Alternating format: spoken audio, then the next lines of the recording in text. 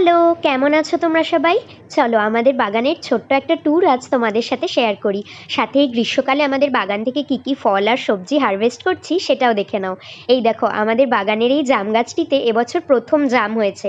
আর প্রত্যেকটা জামের সাইজ কিন্তু বেশ বড় বড়। এই কালো জাম খেলে আমাদের ব্লাড সুগার কন্ট্রোলে থাকে, গাট হেলথ ভালো থাকে, ইমিউনিটি বুস্ট হয়। এছাড়াও এটা কিন্তু আমাদের ব্লাডকে পিউরিফাই করতে এবং হার্ট আর লিভার ফাংশনকেও ভালো রাখতে সাহায্য করে। একটুখানি লঙ্কার গুঁড়ো আর নুনের সাথে এই জামগুলো খেতে তো আমার জাস্ট ফাটাফাটি লাগে। তো বেশ কিছুটা জাম হারভেস্ট করে নিয়ে এবার চলে এলাম জামরুল গাছের দিকে। জামরুল এখন প্রায় শেষ হয়ে গিয়েছে, তাও এক আধটা গাছ থেকে পাওয়া যাচ্ছে।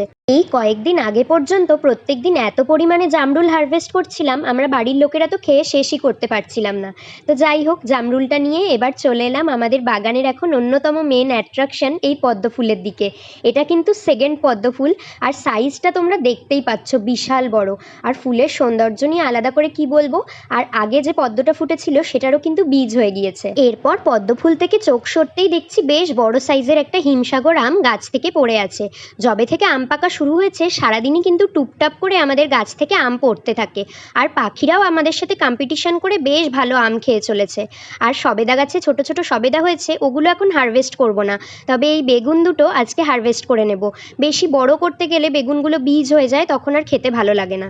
আমার তো বেগুন ভাজা খুব ফেভারিট। তোমাদের বেগুনের কোন আইটেমটা খেতে সব থেকে ভালো লাগে অবশ্যই কমেন্ট করে জানিও। এরপর চলে এলাম আমাদের বাগানের এই কাঁঠাল গাছের দিকে। বড় বড় কাঁঠাল হয়েছে, তবে আমি আমার বর কেউই কিন্তু পাকা কাঁঠাল খাই না, তবে আমার শ্বশুর শাশুড়ি পাকা কাঁঠাল খেতে খুবই ভালোবাসেন। কাঁঠালগুলো কয়েকদিন পরে পাকলে তখন কেটে নেব। আপাতত তোমাদের সাথে পরিচয় করাই আমাদের বাগানের আর এক সুন্দরী এই মাধবীলতা ফুলের সাথে। কাশ এর গন্ধটা আমি তোমাদের সাথে শেয়ার করতে পারতাম, জাস্ট অসাধারণ। তবে এই হারভেস্টিং শুধু একদিনের নয়, আমাদের বাগানে ঝুড়ি হাতে এলে খালি হাতে ফিরতে হবে না, টুকটাক কিছু না কিছু পেয়েই যাবে। সবশেষে একটা বোগেনভেলিয়া ফুল দিয়ে আমি একটু সেজে নিলাম। আর এরকম আরও ভিডিও পেতে চাইলে আমার চ্যানেলটা সাবস্ক্রাইব করে রাখো। চলো আজ আসছি, টাটা।